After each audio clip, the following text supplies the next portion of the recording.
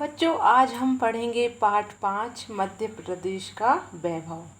मध्य प्रदेश का वैभव यानी जिस राज्य में हम रह रहे हैं, कौन से राज्य में रह रहे हैं? मध्य प्रदेश राज्य में। उसमें उसकी क्या सांस्कृतिक विशेषताएं हैं, क्या इतिहास है, और उसके बारे में आज हम सब कुछ पढ़ेंगे। क्या क्या यहाँ पर पर्यटन स्थल वगैरह कौन कौन से हैं, और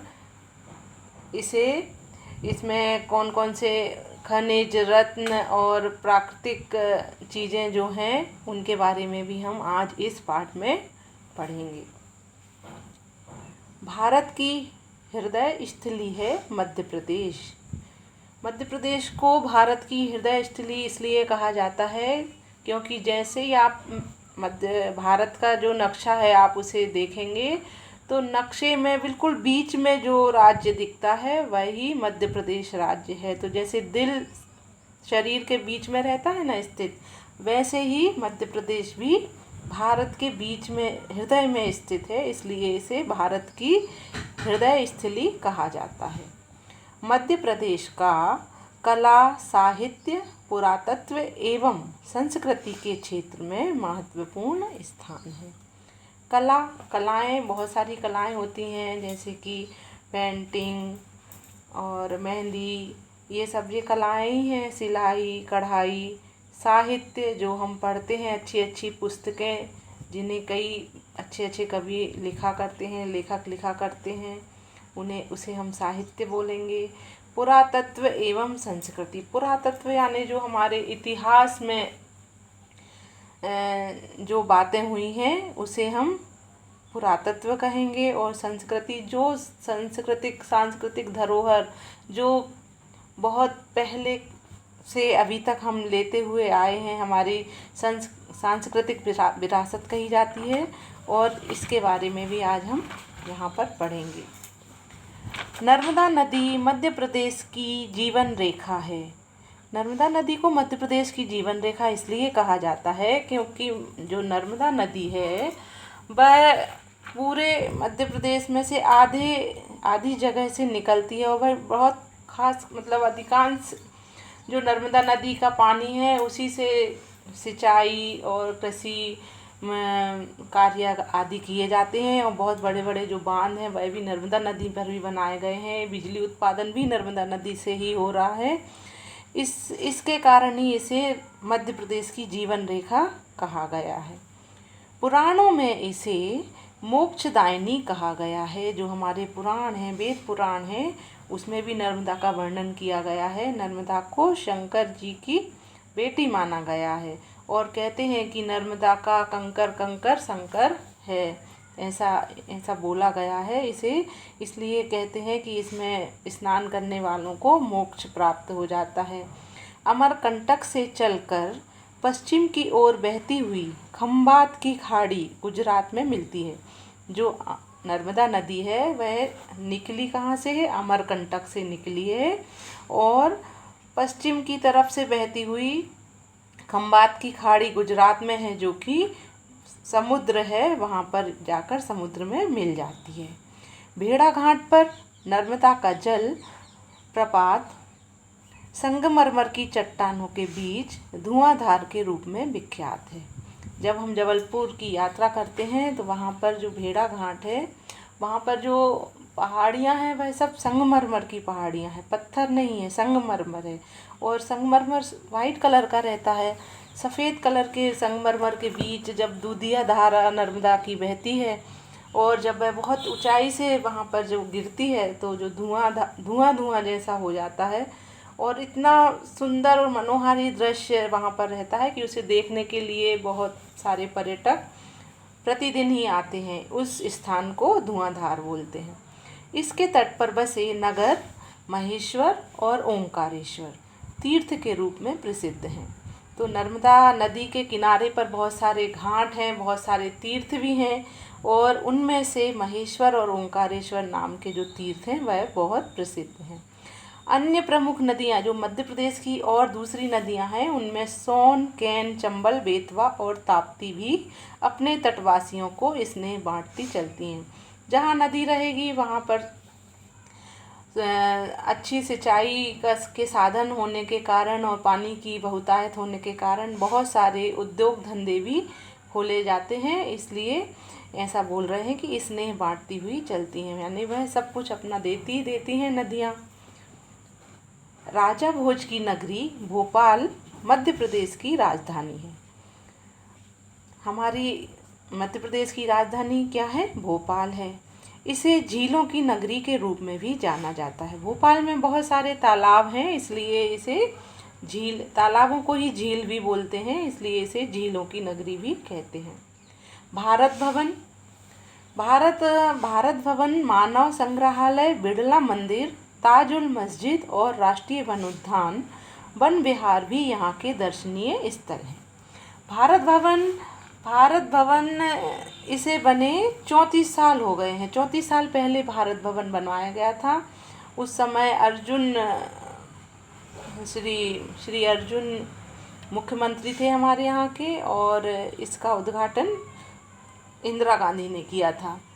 और यह बड़े तालाब के पास है। भारत के विभिन्न पारंपरिक शास्त्रीय कलाओं के संरक्षण का प्रमुख केंद्र है भारत भवन।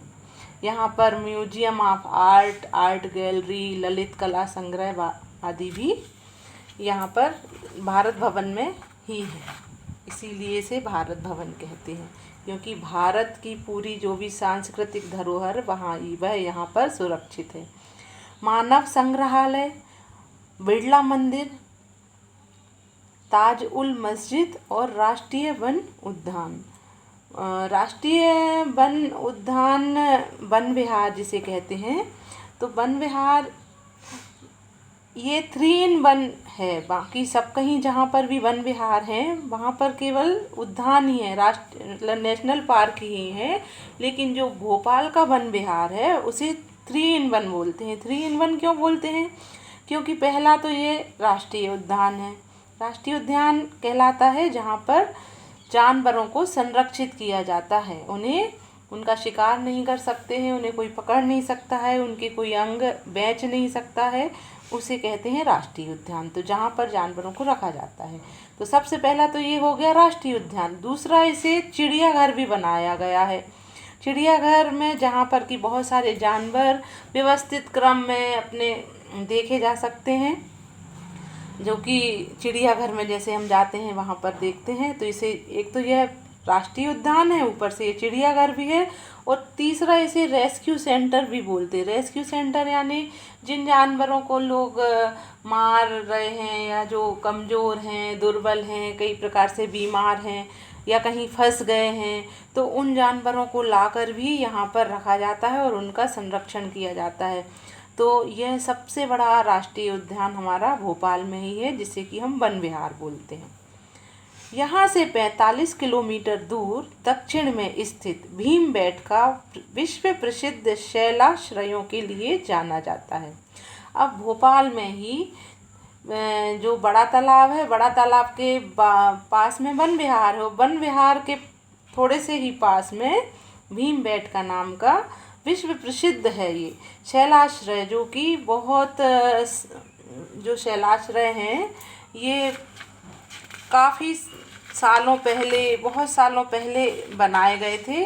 और किसके द्वारा बनाए गए थे? आदि मानव द्वारा बनाए गए थे। शैलाश्रय होते हैं पत्थरों पर कलाकारी करना। तो जो पत्थरों पर जो कलाकारी है वह इतने साल, करीब 10,000 साल पुराने समझ लो ये होंगे, और उन पर जो चित्रकारी की है वह अभी तक ज्यों की त्यों हैं। इन्हें देखने के लिए विदेशों से भी पर्यटक आते हैं और इन्हें देखकर मंत्र मुग्ध हो जाते हैं कि ये कैसे उन्होंने किया होगा आदि मानवों ने। तो ये बहुत मतलब पर्यटन स्थल है बहुत बड़ा। यहाँ की गुफाएं मध्य पाषाण कालीन मानव इतिहास का वैभव सजोए हुए हैं। मतलब जो यहाँ की गुफाओं में जो चित्र बने हुए हैं वह मध्य पाषाण युग, मतलब जो पत्थर का जो युग, हमारा जो आदि मानव जो थे जब पत्थर कालीन युग में रहते थे उस युग के चित्र हैं ये। तो ये उस समय का इतिहास हमें अभी तक बताते हैं। सम्राट अशोक से संबंधित विदिशा भी ऐतिहासिक महत्व रखने वाली नगरी है। इसी क्षेत्र में उदयगिरी की गुफाएं तथा ग्यारसपुर में माला देवी का मंदिर दर्शनीय है। भोपाल से विदिशा के मध्य सांची की हरित पहाड़ियां हैं जो बौद्ध स्तूपों की महानता का गुणगान करती हैं। बौद्ध धर्म का यह पवित्र स्थान विश्व में अपना ऐतिहासिक महत्व रखता है। यहाँ के स्तूप बौद्ध धर्म के महान स्मारक हैं। स्तूपों के तोरण द्वारों पर कलात्मक नक्काशी तो देखते ही बनती है। बौद्ध स्तूप क्या कहलाते हैं, जो कि महात्मा बुद्ध के जीवन के बारे में इसमें बताया गया है और महात्मा बुद्ध के जीवन के बारे में चित्रों द्वारा बताया गया है, उसे ही इन बौद्ध स्तूपों में संरक्षित किया गया है। इसे देखने के लिए भी बहुत विश्व के बहुत लोग आते हैं यहाँ पर।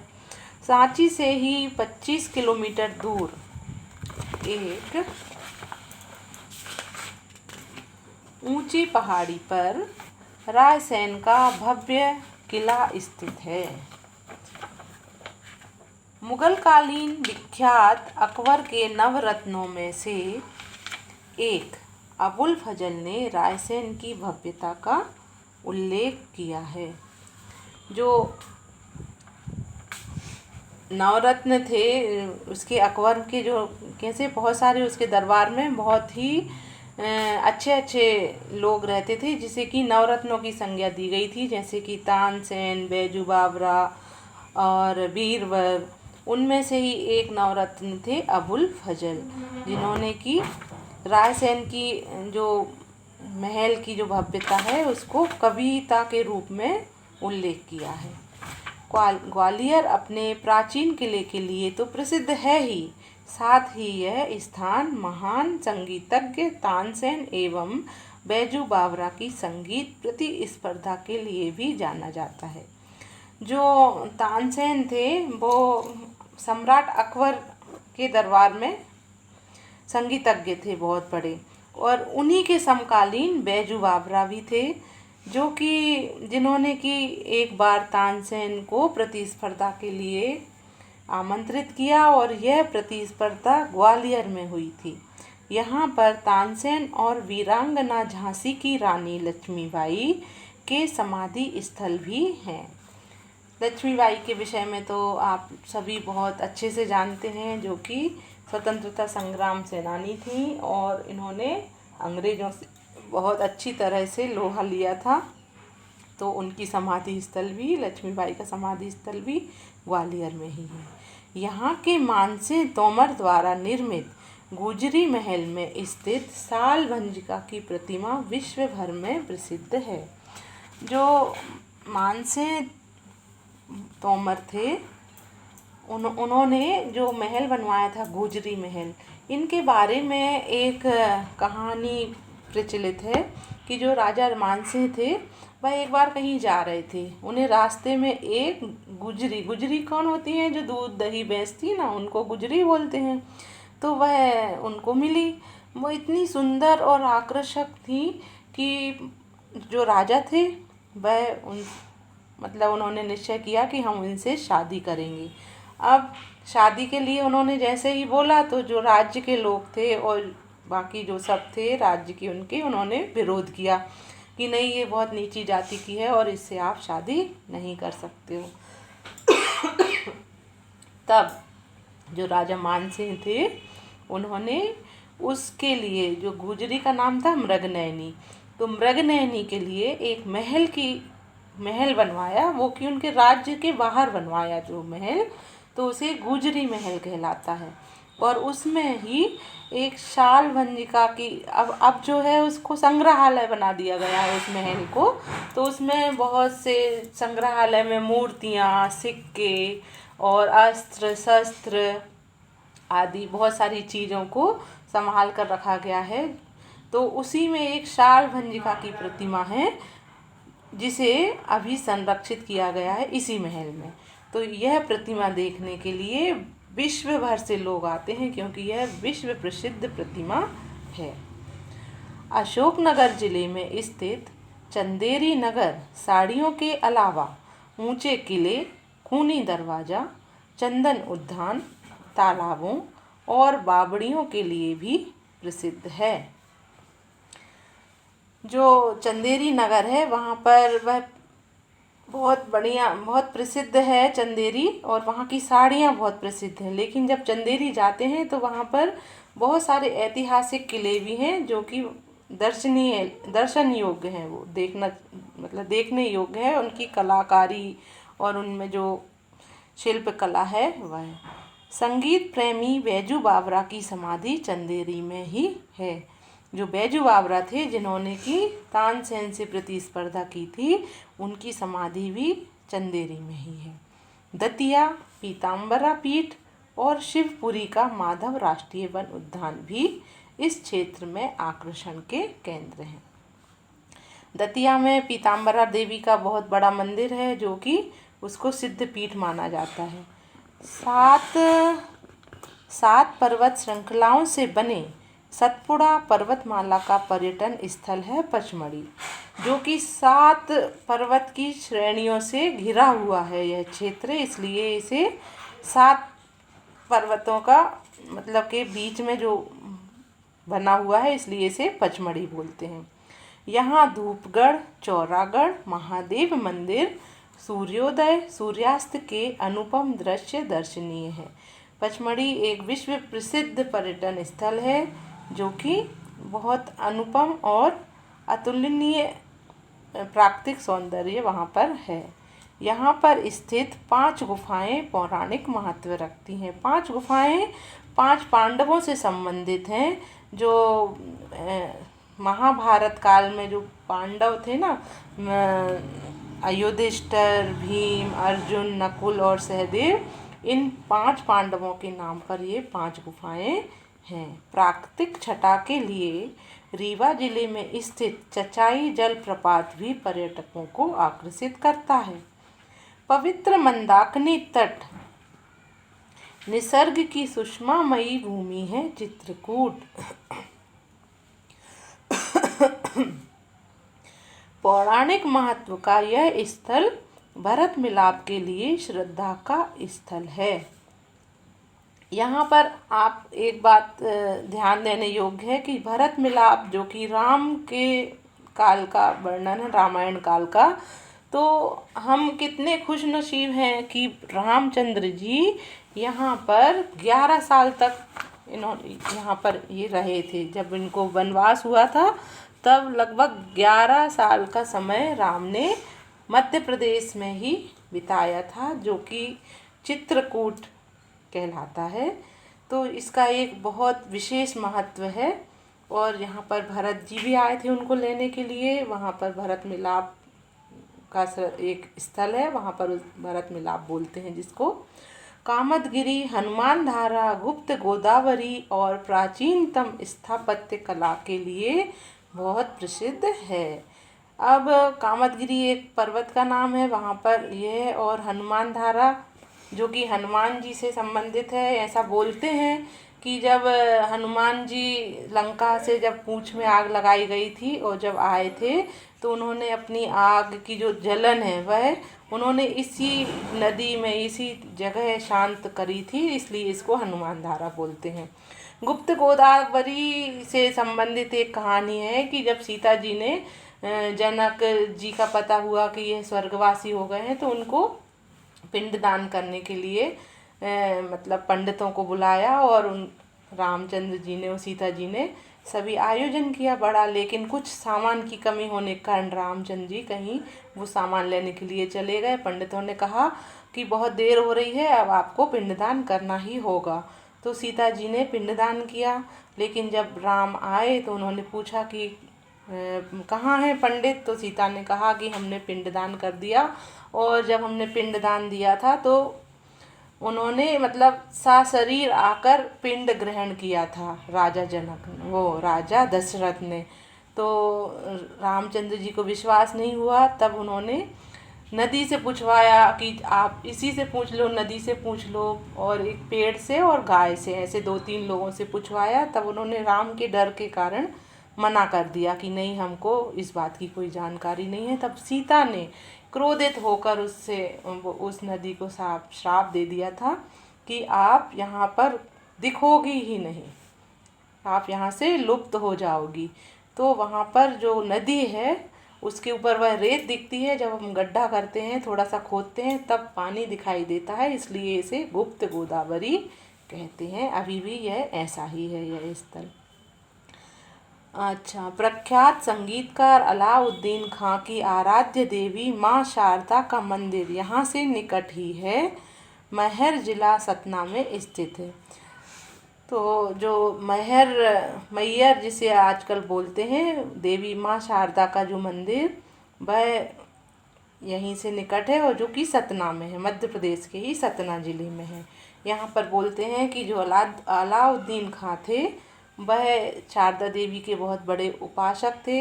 यहाँ पर अकबर भी आता था, अकबर भी उनका शारदा देवी का बहुत बड़ा उपासक रहा है। आला उदल इनके बहुत बड़े बड़े उपासक रहे हैं, जिनका नाम हम आज भी सुनते हैं और उनकी भक्ति के सभी लोग गुण गाते हैं। विक्रम संवत को प्रारंभ, अभी ये वाला भाग यहाँ तक ही हम समाप्त कर रहे हैं, उसके बाद अगला पार्ट हम आपको दूसरी बार में देंगे। लेकिन उससे पहले हमने अभी तक क्या सीखा? मध्य प्रदेश की जीवनदायिनी कौन है? जीवनदायिनी नदी का नाम है नर्मदा। यहाँ पर नर्मदा के अलावा और कौन कौन सी नदियाँ हैं? सोन, कैन, चंबल, बेतवा और ताप्ती नदी है। और मध्य प्रदेश के में भोपाल में भारत भवन, बिरला मंदिर और राष्ट्रीय वन उद्यान आदि प्रसिद्ध हैं। मध्य प्रदेश के पास सांची के बौद्ध स्तूप और ग्वालियर का किला, रायसेन का किला, पचमढ़ी में 5 पांडवों की गुफाएं, चित्रकूट आदि का आज हमने बहुत अच्छी तरह वर्णन हुआ है और समझा भी है, और इसे आप फिर से कृपया दोहराएं।